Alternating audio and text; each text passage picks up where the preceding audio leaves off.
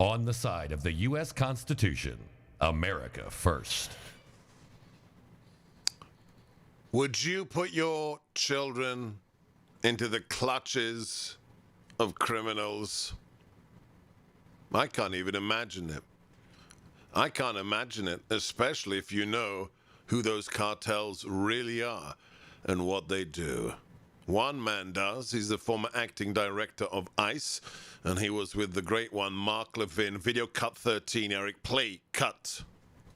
What they don't talk about is right now there's over 15,000 children in custody of HHS or sitting in Border Patrol stations who parents chose to hire a criminal organization to smuggle their child to the United States. And no one talks about that inhumanity. The secretary said the other day on a press briefing that loving parents send their kids to the border. Are you serious? Loving parents don't put their kids in the arms of criminal organizations. I couldn't agree more. Let's unpack it with the man himself, former acting chief of ICE, Tom Homan. Welcome back to America First. Thanks for having me. Appreciate it. So we have to tackle this head on, Tom, because the narrative is that we're a caring nation, we're a loving nation. It is the quote-unquote humanitarian thing to do to let all these children in. You have decades of service. You've been there on the border. You've run these operations. How nice is it to say our borders are open and there's a great big loophole if you're an unaccompanied minor? Well, look, the President Trump, he addressed the problem. We had a surge in FY19, and by all the policies he implemented in Central America and Mexico and the Remain in Mexico program, and he closed the loopholes that because Congress doesn't close them, so the President took executive action that had the same result, and he gave us the most secure border I've seen in my almost 35 years of enforcing border immigration law. The Biden administration, I wrote an op-ed in July of 2020 saying if Joe Biden became president, we'd lose the border because all the promises he make. Their policies are forcing parents, because they want to get, everybody wants to come to the United States, greatest country on earth, but their policies, open border policies about releasing UACs as soon as possible to relatives or sponsors are causing thousands of parents, like I just said, putting their kids in the arms of criminal organizations. And let me tell you, I spent 34 years investigating these organizations. Children get abused. Children die. I have actually held dead children in my arms from human trafficking and alien smuggling crime scenes. And 31% of women get raped making that journey. Well, the criminal cartels are evil. They're looking for money. They don't care about these people.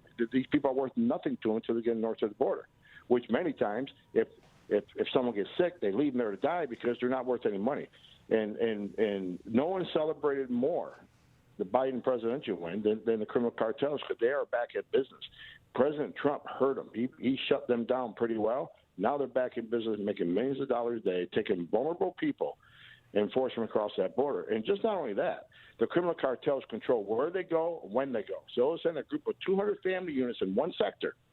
And while the Border Patrol's tied up with all those families, they'll move their fentanyl, their MS-13, and their bad guys to an unprotected part of the border because the humanitarian crisis creates a national security crisis. President Trump recognized that. We talked about it many times.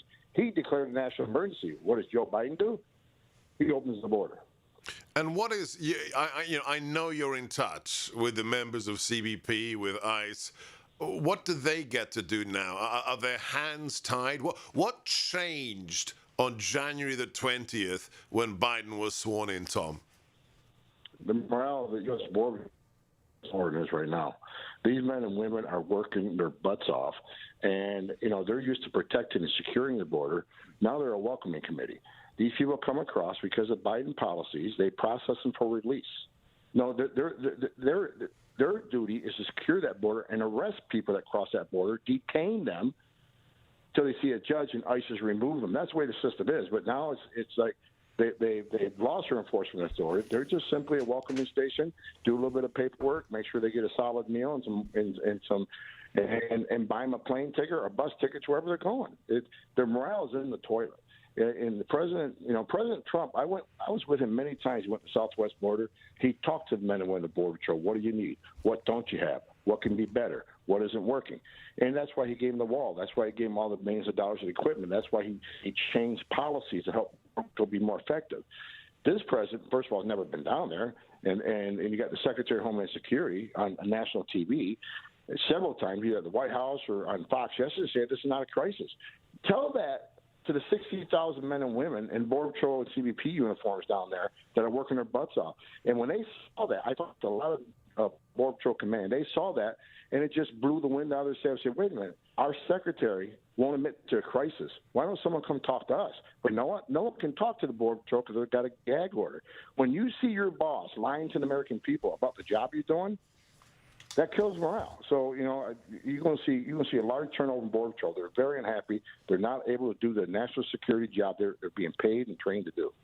All right, you mentioned it. I have to bring it up. This is a report from the Daily Wire and NBC. Border Patrol officials have been told to deny all media requests for ride-alongs with agents along the southern land border. Local press officers are instructed to send all information queries, even from local media, to the press office in Washington for approval. What have they got to hide, Tom? Why is there a gag order on the people you used to command? Because they got a crisis on their hand that is not by accident. It's not incompetence. It's not bad planning. It's by design. Joe Biden knew exactly what he was doing during the campaign, making all these promises. He knew that would cause a surge. And they didn't prepare for the surge because they want them here. This is by design. That's why one of the first things he did is overturn President Trump's rule on the census, that illegal aliens shouldn't be counted on the census. Right. Well, he changed that. Now they're going to be counted. So these thousands coming across the border every day are going to be counted, which, they're going to go be sanctuary cities, which would do the census. It's going to result in more seats in the House for the Democrats, which leads to electoral college. It's just about future power. Everybody says, well, they can't vote. Well, they get amnesty. Someday they're going to be able to vote, but they don't have to vote. They just need to be counted. Yeah. So they're hiding the fact that they planned an open borders agenda. Joe Biden sold out this country to win an election. And we had the most secure border in my lifetime, and within 2 weeks they destroyed it for a political power, for a political end. You can't sacrifice our national security and the sovereignty as a nation to win an election. That's what they did, and that they don't want people to know. Maybe the Border Patrol chiefs can't talk, maybe the ICE directors can't talk, but you and I can, and that's why we need to be out there telling the American people what I know. I talk to people all the time, whether they're in a green uniform or they're wearing an ice jacket. They're not going to shut me up, and I know they're not going to shut you up. So they can cut the media all they want. But we got to count on guys like you and myself and others, like Mark Levin, who's going to tell the American people the truth. Yeah, they're not going to shut us up, and they're not going to shut up Mark Levin either. The book is Defend the Border and Save Lives, Solving Our Most Important Humanitarian and Security Crisis, and it is both of those. From the former acting director of ICE, Tom Homan. He'll be back with us here on America First on the Salem Radio Network, live streaming on YouTube, available wherever you get your podcasts. Don't forget our app. Look for Sebastian Gorka at the App Store. Download the app. You can stream us every day, 24 hours a day. And also, we're available at Rumble, rumble.com/Seb Gorka. Back with the great Tom Homan after these messages. The policies of the Biden administration, let me be clear. They have given a green light to child traffickers, a green light to sex traffickers. Look, no one celebrated more the Biden winning the election than the criminal cartels in Mexico, because they're back in business. Truth teller extraordinaire, former acting director of ICE, Tom Homan, is with us. If you haven't done so already, please support our great sponsor, Mike Lindell. 25 corporations are boycotting his MyPillow products because he is a truth teller as well. He is a patriot. Send the cancel culture leftists a message. Go straight to his website, mypillow.com, and Mike's going to give you more than 60% off if you use my name. Send the fascistic left a message. Go to mypillow.com, promo code GORKA, or call 800-829-8468. That's 800-829-8468, mypillow.com, but you've got to use promo code GORKA. Tom, it's a strange question to ask, because I think the answer's obvious, but nobody asks it, especially from people like you who have the evidence, who know the answer. So will you tell our millions of listeners and viewers, just how evil are the cartels who are profiting from Biden's decision to open the border? Well, like I said, they control the northern border of Mexico. Mexico don't control the northern border. The cartels control that northern border. Nothing happens on the northern border without, first of all, paying a plaza fee. The drug cartels, you got to pay a fee to work through their AOR, area of responsibility.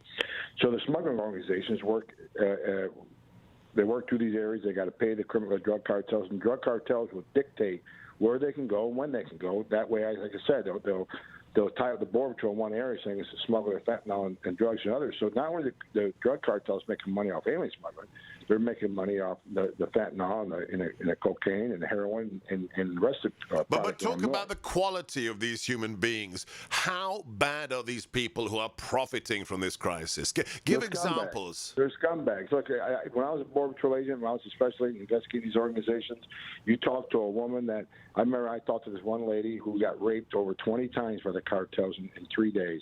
And this is typical. Doctors Without Borders did a study and says 31% of women making this journey get sexually assaulted.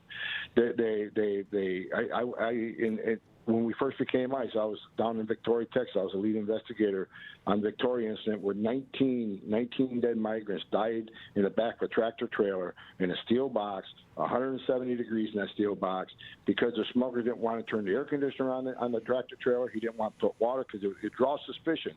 If he's got an empty load, having his air conditioner, that makes sense in case he got stopped by the highway patrol. So he set these people in the hot box. 19 of them passed away. The most horrendous way to die, suffocating in a black box, 170 degrees, and a 5-year-old child died in that load in his father's arms, and his father died on top of him. So look, I can talk about issue after issue after issue. Many people die coming to this country. Criminal cartels do not care. They are a product. They are a commodity. They're not worth anything unless they can get them to the destination alive. If they die, they leave them.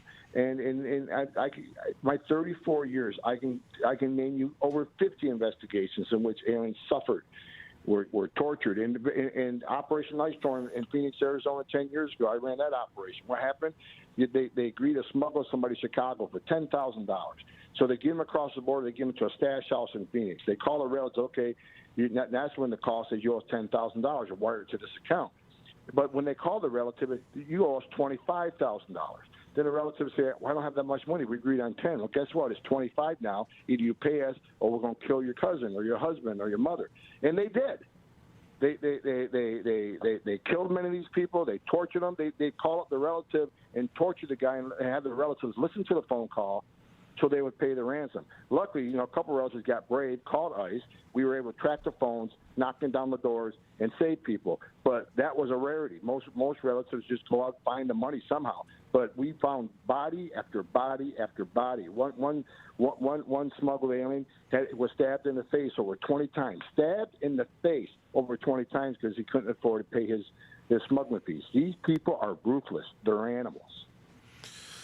And would it be reasonable to posit that the recent tragedy in Texas, where a Ford Explorer with its seats removed was involved in a head-on collision and 25 people were in that vehicle being smuggled, that is a direct result of policy decisions made in the last 60 days, Tom? Absolutely. And Joe Biden needs to look in the mirror because these people wouldn't have tried to make that journey. No one coming across that border wearing a Trump T-shirt.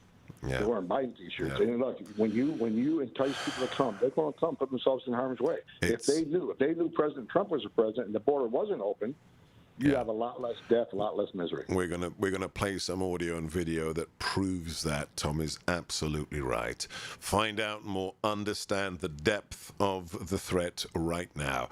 Order his book, Defend the Border and Save Lives. God bless you, Tom, for speaking the truth. Don't stop anytime soon. I'm Sebastian Gorka. This is America First. Your calls on 833-33-GORKA. That's 833-334-6752.